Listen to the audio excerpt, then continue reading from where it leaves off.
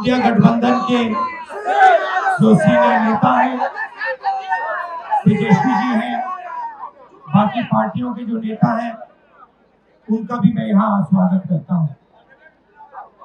देखिए, कुछ महीने पहले महाराष्ट्र में चुनाव हुआ, हरियाणा में चुनाव हुआ, लोकसभा का चुनाव हुआ। उससे कुछ ही महीने पहले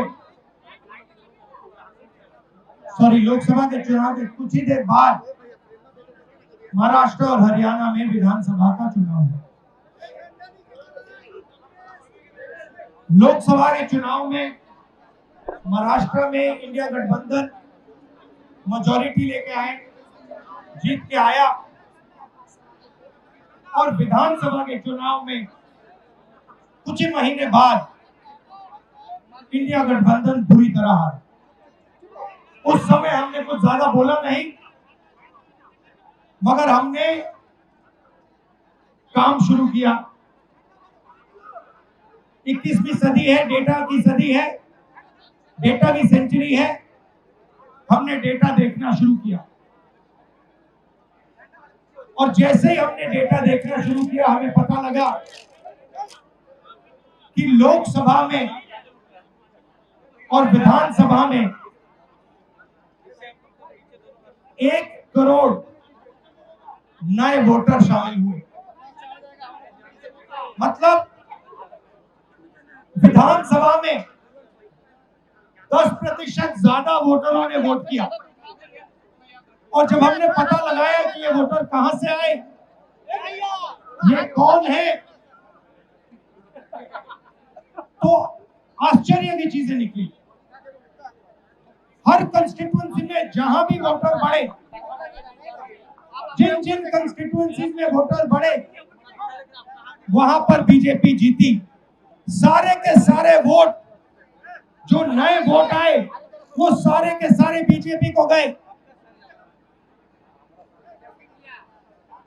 एक बिल्डिंग में 4000 5000 वोटर रजिस्टर हुए। गरीबों के वोट काटे गए। और जब हमने इलेक्शन कमीशन से कहा कि आप हमें वोटर लिस्ट दीजिए, आप हमें वीडियोग्राफी, जो हर पोलिंग बूथ में वीडियो लगा हुआ है, वो दीजिए,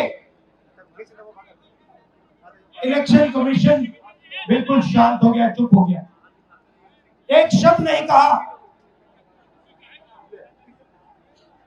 एक बार नहीं, अनेक बार हमने उनसे कहा कि देखिए, कानून कहता है कि हमें वोटर लिस्ट दी जाए, कानून कहता है कि वीडियोग्राफी हमें दी जाए। आज तक महाराष्ट्र की वोटर लिस्ट हमें नहीं मिली।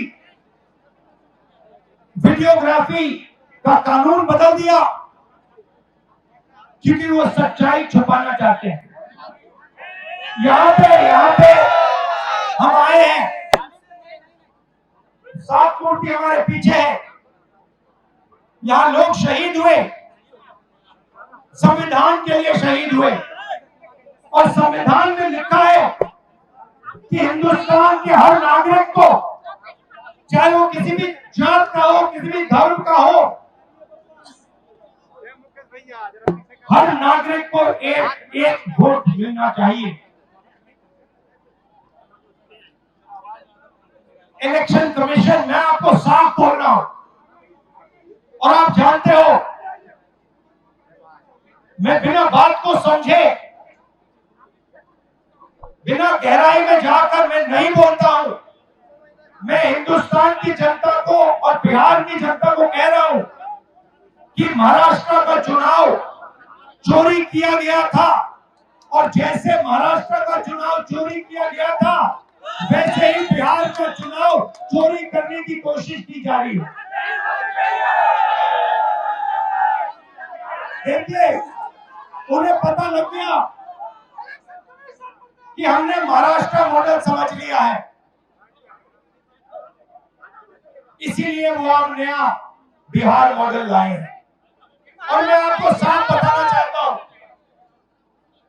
कि ये गरीबों का वोट छीनने का तरीका है।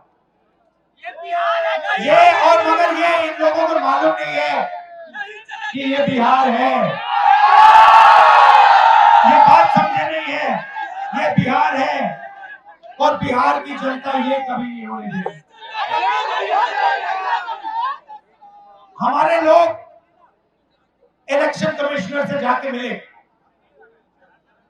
मैं नहीं था मगर सारे नेता गए और मैंने इनसे पूछा आपको क्या लगा, और सारे के सारों ने कहा कि इलेक्शन कमिश्नर बीजेपी और आरएसएस जैसे बात कर रहे हैं।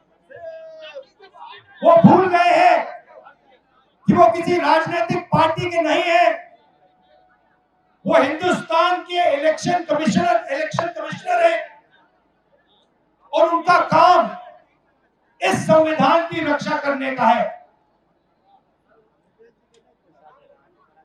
और मैं यहां से क्लियर मैसेज देना चाहता हूं, आपको जो करना है करिए, मगर बाद में कानून आप पर लागू होगा। भूलिए मत, आप कितने भी बड़े हो, कहीं भी बैठे हो, कानून आपको नहीं छोड़ेगा। मैं आपको गारंटी दे रहा हूं कि कानून आपको नहीं छोड़ेगा। आपका काम बीजेपी का काम करने का नहीं है, आपका काम हिंदुस्तान के संविधान की रक्षा करने का है। आपका काम बिहार की जनता का जो वोट है, बिहार की जनता के दिल के अंदर जो है उसको पूरा करने का है, और आप अपना काम नहीं कर रहे हो। पहले इलेक्शन कमिश्नर सिर्फ बीजेपी नहीं चुनती थी, पहले इलेक्शन कमिश्नर को बीजेपी, ऑपोजिशन पार्टी और जो हमारे चीफ जस्टिस है जिन्होंने मांग की कि हमें बैठने दो, हमें इलेक्शन कमिश्नर चुनने दो, उनको बाहर फेंक दिया, उनको कमरे के अंदर आने नहीं दिया और हमें भी साफ कह दिया कि भैया यही नाम है, ये बीजेपी के नॉमिनेटेड इलेक्शन कमिश्नर हैं। ये देश की सच्चाई है और मैं बिहार के युवा से कहना चाहता हूं, ये सिर्फ आपसे वोट चोरी नहीं हो रहा है, ये आपका भविष्य चोरी हो रहा है। आपसे आपका हक जो बनता है, जो रोजगार है, आपका धन है, ये सब आपसे चोरी किया जाएगा। ये चोरी नहीं होने देनी, और आपको बिहार के युवा को ये चोरी नहीं होने देनी है। और पूरा का पूरा इंडिया गठबंधन आपके साथ खड़ा है और हम ये चोरी कभी नहीं होने देंगे। आप सबका दिल से मैं धन्यवाद करता हूं, जो सीनियर नेता आए हैं इंडिया गठबंधन के, आपका धन्यवाद करता हूं, और जो यहाँ भीड़ आई है आपका भी दिल से धन्यवाद करता हूं। धन्यवाद, नमस्कार, जय हिंद, जय संविधान।